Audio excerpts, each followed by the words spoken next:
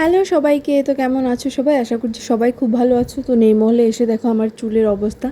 Actually সকালে বেরিয়েছি, তো এখন মোটামুটি বিকেল হয়ে গেছে, তার জন্য একদম তো টায়ার্ড লাগছিল। কিন্তু এই যে চারপাশে জল ফল দেখে, মানে প্রকৃতির দৃশ্য দেখে আবার খুব ভালোও লাগছিল। ওয়েদারটা খুব ভালো ছিল। তো এরপর আমরা চলে এসেছি মেলাঘরের পাগলি মাসির মন্দিরে। এখানে দেখো একটা প্রাণবন্ত মূর্তি, মানে পাগলি মাসির বসিয়ে রেখেছে। আগে এখানে পাগলি মাসি ছিল, এরপর উনি চলে যাওয়ার পর এখানে এই মূর্তিটা বসানো আছে। এরপর আমরা বাড়িতে এসেছি। এসে হচ্ছে এই যে মাতাবাড়ি গেছিলাম, ওখান থেকে এই যে রাম ঠাকুরের, লক্ষ্মী ঠাকুরের একটু বড় বড় দেখে ছবি নিয়ে এসেছিলাম।